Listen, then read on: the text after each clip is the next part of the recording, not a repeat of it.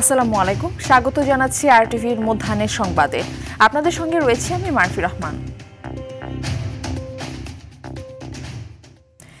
New York থেকে ঢাকার পথে প্রধান উপদেষ্টা ডক্টর মোহাম্মদ ইউনূস জাতিসংঘের ৮০তম সাধারণ পরিষদ অধিবেশনে অংশ নেওয়া শেষে নিউ ইয়র্ক ত্যাগ করেছেন প্রধান উপদেষ্টা প্রফেসর মোহাম্মদ ইউনূস।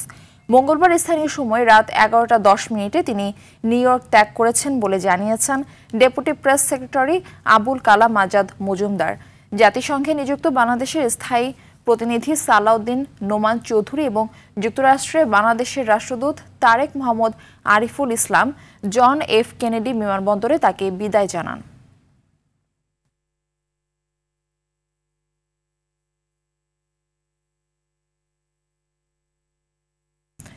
অষ্টমীর পর আজ দেবী দুর্গার বিদায়ের সুর বয়ে আনলো মহানবমীর তিথি। আগামীকাল কৈলাসে ফিরে যাবেন উমা, আর তাই আজকের দিনটি পূজার শেষ আয়োজনের এক গভীর আবেগের দিন। সকালে দেবীর মহাস্নান ও ষোড়শ উপাচারে পূজার মধ্য দিয়ে শুরু হয় মহানবমীর আনুষ্ঠানিকতা। পরে হয় বলিদান ও নবমী হোম। এই বছর সারা দেশে ৩৩,৩৫৫টি পূজা মণ্ডপ হয়েছে। শুধু রাজধানীতেই ২৫৯টি মণ্ডপ। প্রতিমা বিসর্জনের মধ্য দিয়ে শেষ হবে এবছরের দুর্গোৎসব।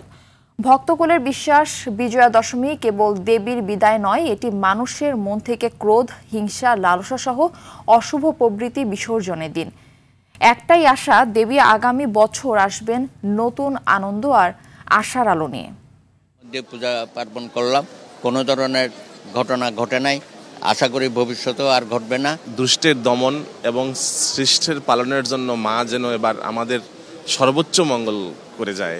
মার কাছে একটাই প্রার্থনা, যেন সবাইকে সুস্থ রাখে, ভালো রাখে। অলরেডি নবমী চলে আসছে, খুব ভালোভাবে এই কয়েকদিন কেটেছে। আশা করি আজকের দিনটা ভালো কাটবে।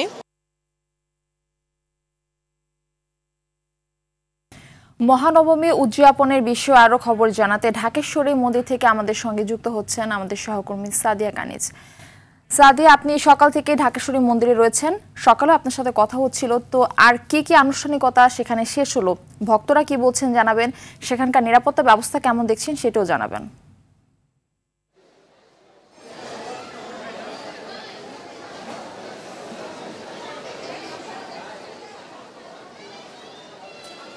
মারফি, আপনাকে নবমীর শুভেচ্ছা। সকাল থেকে আসলে মহাস্নানের মধ্য দিয়ে নবমীর সকাল শুরু হয়েছে। এরপর যথারীতি কল্পারম্ভ এবং বিহিত পূজা অনুষ্ঠিত হয়েছে। এখন মোটামুটি সকালের যেসব নবমীর সকালের আনুষ্ঠানিকতা মোটামুটি শেষ হয়েছে অঞ্জলি প্রদানের মধ্য দিয়ে। দেবীর চরণে আসলে ভক্তরা অঞ্জলি প্রদান করেন এবং ভক্তদের মাঝে চরণামৃত এবং প্রসাদ বিতরণ করা হয়। এরপরে আসলে এখন ভক্তরা বিভিন্ন মণ্ডপে ছড়িয়ে ছিটিয়ে আসলে দেবীকে প্রণাম জানাবেন এবং ঘুরে ঘুরে দেখবেন। যারা পরিবার পরিজন নিয়ে আসলে বিভিন্ন মণ্ডপে ঘুরে দেখবেন। যেহেতু আজ নবমী, আপনি বুঝতেই পারছেন আনন্দ উচ্ছ্বাসের সাথে বেদনাও মিশ্রিত হয়েছে। যেহেতু আগামীকাল বিজয়া দশমীর মাধ্যমে দেবী দুর্গা বিদায় নেবেন, সেদিক থেকে কিন্তু মিশ্র একটি অনুভূতি আমরা ভক্তদের মধ্যে লক্ষ্য করেছি। ভক্তরা জানাচ্ছেন যে তারা আসলে দেবীর কাছে প্রার্থনা জানিয়েছেন দেশের এবং দশের যেন মঙ্গল হয়, সবাই যেন সুস্থ স্বাভাবিকভাবে জীবনযাপন করতে পারে, এরকমই প্রার্থনা আসলে জানিয়েছেন। আর একটি বিষয় জানিয়ে রাখি, সন্ধ্যায় আসলে আরতির মধ্য দিয়ে আজকের নবমীর আনুষ্ঠানিকতা আবারও শুরু হবে এবং এরপরে আসলে রাতে যেটি আছে সেটি হোমের আয়োজন করা হয়েছে। নবমীর এটি গুরুত্বপূর্ণ একটি বিষয় এবং এর আগে গতকাল সন্ধ্যায় আসলে মহা অষ্টমী এবং নবমীর যে সন্ধিক্ষণ, তখন কিন্তু সন্ধি পূজা অনুষ্ঠিত হয়েছে 108টি পদ্ম দিয়ে। তো এখানে আইন শৃঙ্খলা পরিস্থিতিও আমরা ভালো লক্ষ্য করেছি, তারা প্রস্তুত রয়েছেন কোনো ধরনের অনাকাঙ্ক্ষিত যাতে ঘটনা না ঘটে। তো মারফি, মন্দির থেকে এই ছিল আমার কাছে সর্বশেষ। ধন্যবাদ আপনাকে। এদিকে সারা দেশে বিভিন্ন পূজা মণ্ডপে বেজে উঠেছে ঢাক ও কাসর। ফুল, ধূপ ও ধূপকাঠির সৌরভ আর পুরোহিতের মন্ত্রপাঠ ছড়িয়ে পড়েছে চারিদিকে। মহানবমী তিথির শুরু থেকেই দেশের মণ্ডপে মণ্ডপে ভক্তদের আগমন হচ্ছে। সকলের মনে খুশির জোয়ার। এবছর দেবী দুর্গা মর্তে এসেছেন গজে চড়ে। হিন্দু শাস্ত্র মতে এর অর্থ মর্তলোক ভরে উঠবে সুখ শান্তি সমৃদ্ধিতে। পূজায় আইনশৃঙ্খলা পরিস্থিতি সুষ্ঠু রাখতে মন্দিরে মন্দিরে আনসার ও পুলিশ সদস্য উপস্থিত রয়েছেন। এছাড়া র্যাব, বিজিবি ও সেনাবাহিনী মণ্ডপে মণ্ডপে টহল দিচ্ছেন।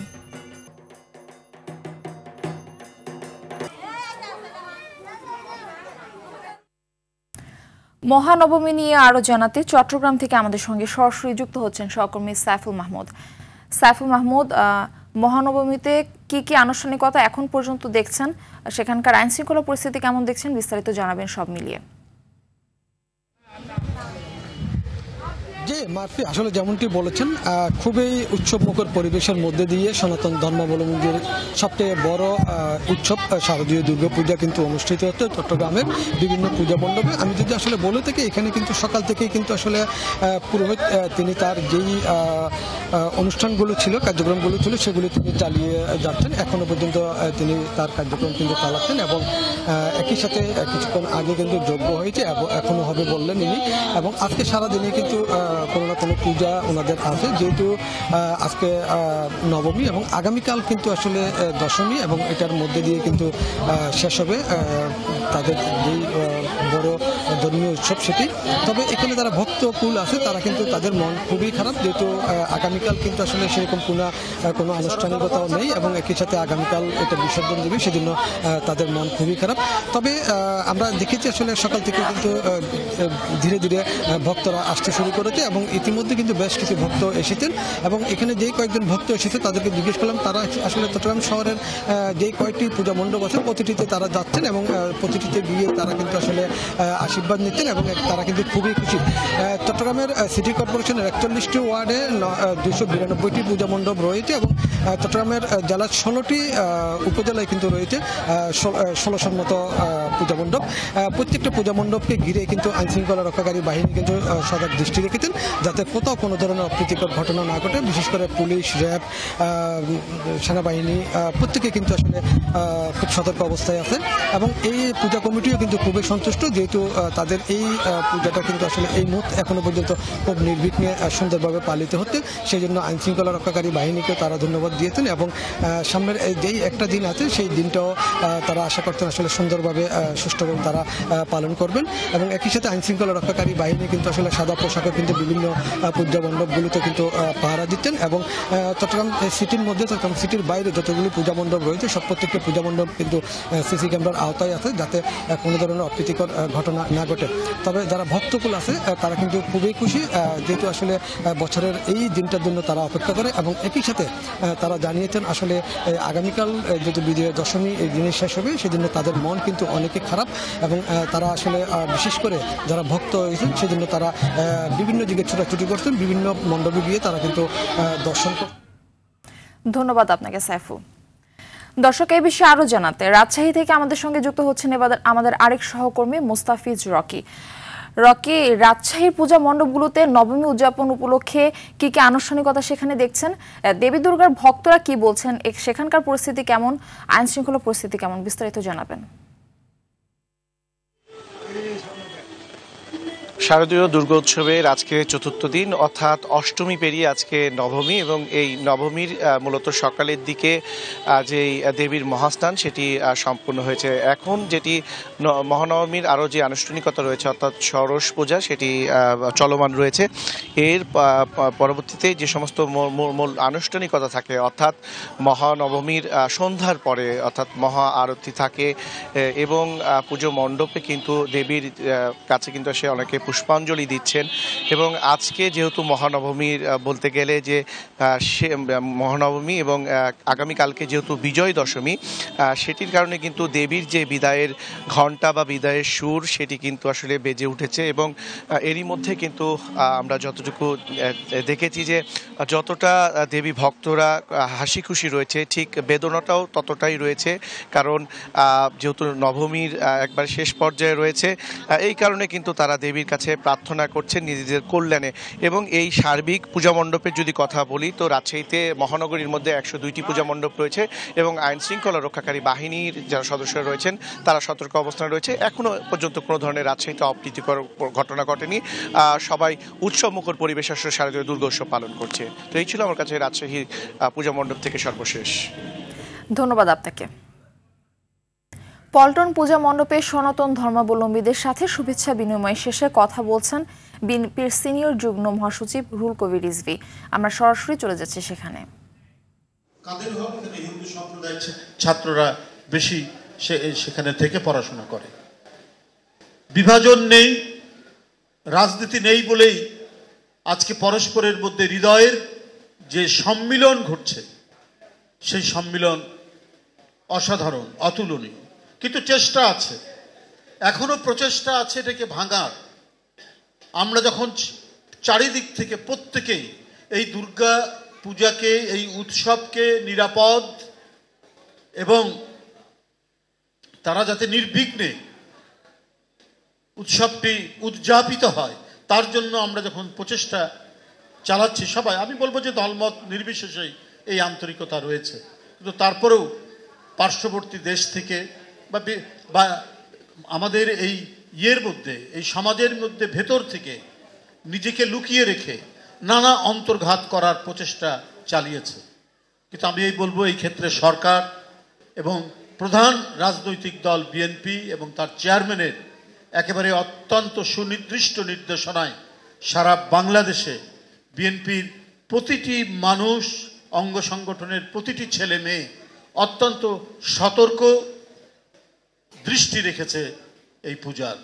তারা যেমন এর অংশভাগ করছেন, তেমনি যাতে এই পূজা নির্বিঘ্নে হয়, কোনো ধরনের নাশকতা, কোনো ধরনের এই পূজাকে কেন্দ্র করে কোনো রাজনৈতিক উদ্দেশ্য হাসিল করতে না পারে এবং বাংলাদেশের যে মুখচ্ছবি, বাংলাদেশের যে মুখমণ্ডল এটাকে বিকৃত করতে না পারে, এই কারণে আমরা প্রত্যেকেই সচেষ্ট থাকছি। আমরা হিন্দু মুসলমান প্রত্যেকে একাকার হয়ে আমরা শপথ নিয়েছি যে আমাদের এই ধর্মীয় উৎসবটি, হিন্দু ধর্মাবলম্বী মানুষদের এই প্রধান উৎসবটি যেন নিরাপত্তা সহকারে সম্পন্ন হয়, নিরাপদ হয় এবং কোনো ধরনের এখানে কোনো বিঘ্ন না ঘটে, ব্যত্যয় না ঘটে। দর্শক দেখছিলেন বিএনপির সিনিয়র যুগ্ম মহাসচিব রুহুল কবির রিজভীর বক্তব্যের অংশবিশেষ। জামায়াতে ইসলামীর আমিরের সৌজন্য সাক্ষাৎ করেছেন বাংলাদেশে নিযুক্ত সুইডেনের রাষ্ট্রদূত নিকোলাস উইক্স। সকালে রাজধানীর বসুন্ধরার কার্যালয়ে ডাক্তার শফিকুর রহমানের সঙ্গে ব্রেকফাস্ট বৈঠকে সাক্ষাৎ করেন তিনি। বৈঠকে তারা বাংলাদেশে বিরাজমান সার্বিক পরিস্থিতি, বাংলাদেশ ও সুইডেনের দ্বিপক্ষীয় সম্পর্ক ও বিনিয়োগ এবং আন্তর্জাতিক সম্পর্ক সহ স্বার্থ সংশ্লিষ্ট বিষয় নিয়ে আলোচনা হয়। এ সময় ভবিষ্যতে বাংলাদেশের প্রতি সুইডেনের দৃঢ় সমর্থন থাকবে এবং ভবিষ্যতে বাংলাদেশে সুইডেনের বিনিয়োগ আরও বাড়বে বলে তারা আশাবাদ ব্যক্ত করেন।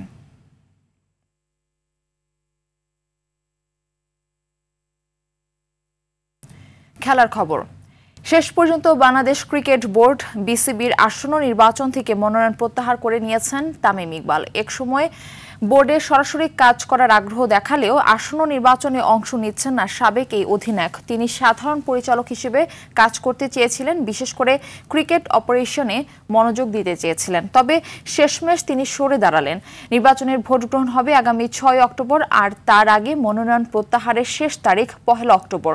মনোনয়ন প্রত্যাহারের শেষ দিনে তামিম সরে দাঁড়ালেন বিসিবি নির্বাচন থেকে।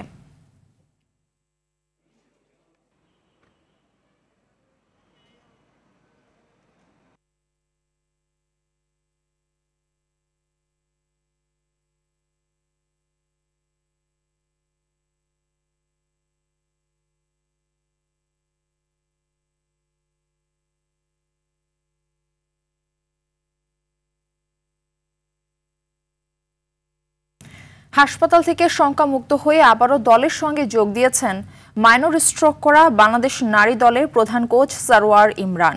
গত সোমবার বাঁ পায়ে হালকা অবশ অনুভূত হওয়ায় হাসপাতালে যান টাইগ্রেস কোচ।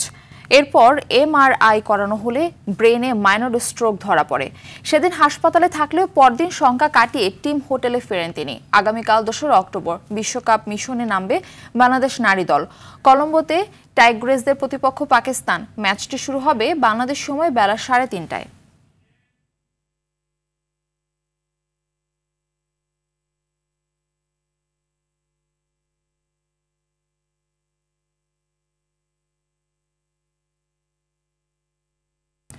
দর্শক, বিসিবিতে কথা বলছেন তামিম ইকবাল। আমরা সরাসরি চলে যাচ্ছি সেখানে। ইলেকশনটা কোন দিকে যাচ্ছে বা কিভাবে হচ্ছে এই জিনিস নিয়ে আপনারা সবাই এখন ক্লিয়ার। যখন যেমন মনে হচ্ছে, যখন যা মনে হচ্ছে তখন তা করা হচ্ছে। এটা আসলে ইলেকশন না, এটা ইলেকশন না। আর ক্রিকেটের সাথে জিনিসটা কোনো দিক থেকেই মানায় না। আপনারা আই এম শিওর যখন ইসি তালিকা দিবে যে আজকে কারা কারা উইথড্র করেছেন, তাদের নামগুলো আপনারা দেখলেই বুঝতে পারবেন যে তারা সবাই তাদের জায়গা থেকে হেভি ওয়েট, তাদের ভোট ব্যাংকও ইটস ভেরি স্ট্রং। এটা হলো আমাদের একটা ওয়ে অফ প্রোটেস্ট, যে এখান থেকে এসে যে এই নোংরামির পার্ট আমরা থাকতে পারবো না। এখানে ধরেন বিভিন্ন ধরনের বিভিন্ন সময় অনেক ধরনের কথা বলা হয়েছে, but end of the day আমার কাছে মনে হয় যে এই নোংরামির সাথে আমরা কোনো দিক থেকে কোনোভাবে পার্ট রাখতে পারবো না। আর সেকেন্ডলি আমি একটা জিনিস সবসময় বলছি, ক্রিকেট, বাংলাদেশ ক্রিকেট এটা ডিজার্ভ করে না, বাংলাদেশের ক্রিকেট ফ্যানরাও এটা ডিজার্ভ করে না। এটাও বলে রাখি, আমি জানি না কতজন স্বীকার করবেন কি করবেন না, বাট এখানে আরও অনেকেই আজকে উইথড্র করতেন। তাদেরকে বিভিন্নভাবে বিভিন্ন ওয়েতে বোঝানো হয়েছে বা চাপ সৃষ্টি করা হয়েছে, তাদেরকে করে থামানো হয়েছে। বাট এছাড়াও অনেকেই আজকে উইথড্র করতেন। তাও 15 জন যদি আজকে করে থাকেন, যদি আমি রাইট হয়ে থাকি, এটা একটা সিগনিফিক্যান্ট নাম্বার। অলমোস্ট 50% আপনার উইথড্র করে নিয়েছে। সো আমি এই বিষয়ে কোনো এক সময় ডিটেলসে আপনাদের সাথে কথা বলবো যে কি হয়েছে কি হয় নাই। আমি একটা জিনিসই বলবো যে যারা বোর্ডে আছেন তারা যদি এভাবে করে ইলেকশন করতে চান করতে পারেন, জিততেও পারেন। বাট আজকে ক্রিকেট 100% হেরে গেছে, এটা নিয়ে কোনো সন্দেহ নাই। আপনারা বলেন বড় গলায় যে বাংলাদেশে ফিক্সিং বন্ধ করা লাগবে, আগে ইলেকশনের ফিক্সিং বন্ধ করেন, পরে ক্রিকেটের ফিক্সিং বন্ধ করার চিন্তাটা করিয়ে। সো আমার এর চেয়ে বেশি কিছু বলার নাই। আমার কাছে মনে হয় যে এটা স্পষ্টভাবে ক্লিয়ার সবার কাছে, কারা কারা কোন সময় কারা কারা কোন ধরনের ইনভলভমেন্ট এখানে রেখেছেন, কী ধরনের ইন্টারফেরেন্স হয়েছে, নিয়ম ইচ্ছামতো কত সুবিধার মতো যে সময় দরকার ও সময় চেঞ্জ করা হয়েছে। আর এর সাথে কারা কারা জড়িত একদম স্পষ্টভাবে ক্লিয়ার। আমি এর চেয়ে বেশি আর কোনো কথা বলবো না, বাট ইনশাল্লাহ ভবিষ্যতে আমি এটা নিয়ে অবশ্যই কথা বলবো। আমি আমার স্পিচ এই কথাই বলে শেষ করব যে এই ইলেকশন বাংলাদেশ ক্রিকেট বোর্ডের জন্য একটা কালো দাগ হয়ে গেল। আর এই ইলেকশন দর্শক দেখছিলেন বাংলাদেশ জাতীয় ক্রিকেট দলের সাবেক অধিনায়ক তামিম ইকবালের বক্তব্যের অংশবিশেষ। মধ্যাহ্নের সংবাদ এ পর্যন্তই। দুপুরের সংবাদ 2:45টায় দেখার আমন্ত্রণ রইল। ধন্যবাদ সবাইকে।